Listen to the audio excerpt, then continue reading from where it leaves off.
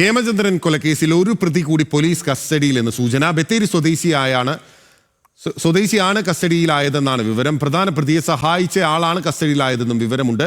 Benson Babu നമുക്കൊപ്പം ചേരുകയാണ്. Benson, ഈ ഹേമചന്ദ്രൻ്റേത് കൊലപാതകമല്ല ആത്മഹത്യയാണ് എന്നുള്ള വാദമാണ് നൌഷാദ് ഒന്നാം പ്രതി ഗൾഫിൽ നിന്ന് നടത്തിയത്.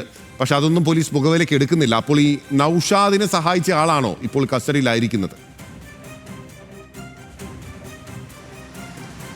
ബിനിൽ സൂചിപ്പിച്ചതുപോലെ തന്നെ ഹേമചന്ദ്രൻ കൊലപാതക കേസിലെ ഒന്നാം പ്രതി നൌഷാദിനെ സഹായിച്ച ആളെയാണ് ഇപ്പോൾ പോലീസ് കസ്റ്റഡിയിൽ എടുത്തിട്ടുള്ളത്. വയനാട് സുൽത്താൻ ബത്തേരി സ്വദേശിയാണ്. ആളുടെ പേര് വിവരങ്ങൾ അന്വേഷണ സംഘം പുറത്തുവിട്ടിട്ടില്ല.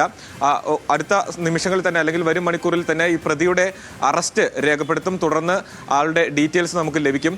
സൂചിപ്പിച്ചതുപോലെ തന്നെ ഈ ഒന്നാം പ്രതി നൌഷാദിനെ കൊലപാതകത്തിൽ സഹായിച്ച ആളാണ്, നേരിട്ട് സഹായിച്ച ആളാണ് നിലവിൽ കസ്റ്റഡിയിലായിട്ടുള്ളത്. ഈ നൌഷാദ് കഴിഞ്ഞ ദിവസം ഇന്നലെയാണ് സമാനമായിട്ടുള്ള രീതി ഇത്തരത്തിൽ നേരത്തെ സൂചിപ്പിച്ചതുപോലെ തന്നെ ഇത് കൊലപാതകമല്ല ആത്മഹത്യയാണ് എന്ന തരത്തിലുള്ള വാദങ്ങൾ ഉന്നയിച്ചത്. എന്നാൽ അത് പാടെ തള്ളുകയാണ് അന്വേഷണ സംഘം. അതോടൊപ്പം തന്നെ പ്രാഥമിക പോസ്റ്റ്മോർട്ടം റിപ്പോർട്ടിലെ വിവരങ്ങൾ പ്രകാരം ശ്വാസം മുട്ടിയാണ് ഹേമചന്ദ്രൻ മരണപ്പെട്ടിട്ടുള്ളത്. അതോടൊപ്പം തന്നെ മർദ്ദനമേറ്റ പാടുകളും ശരീരത്തിലുണ്ടായിരുന്നു. അപ്പോൾ അത് കൊലപാതകമാണ് എന്നത് തന്നെ തെളിയുകയാണ്. അതോടൊപ്പം തന്നെ കൂടുതൽ ആളുകളിലേക്കും അന്വേഷണം എത്തുന്നുണ്ട് എന്നാണ് അന്വേഷണ സംഘത്തിൽ നിന്ന് നമുക്ക് ലഭിക്കുന്ന വിവരം. കൂടുതൽ പ്രതികൾ ഇതിന്റെ ഭാഗമായി ഉണ്ടാകും. അവരിലേക്കും അന്വേഷണം എത്തുന്നു. ഉടൻ തന്നെ അവരുടെയും കസ്റ്റഡിയും അറസ്റ്റും ഉണ്ടാകുമെന്നാണ് അറിയിച്ചിട്ടുള്ളത്. അതോടൊപ്പം തന്നെ ഹേമചന്ദ്രന്റേതാണ് മൃതശരീരമെന്ന് തെളിയിക്കുന്നതിന് ആവശ്യമായിട്ടുള്ള DNA പരിശോധനാ ഫലം അത് 2 ദിവസത്തിനുള്ളിൽ വരുമെന്നാണ് അറിയിച്ചിട്ടുള്ളത്.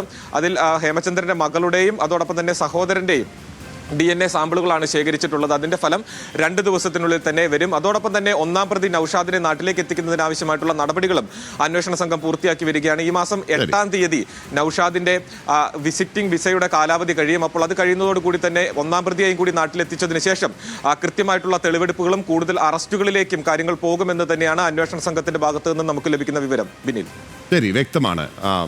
ബെൻസൺ ബാബുവാണ് വിവരങ്ങൾ നൽകിയത്.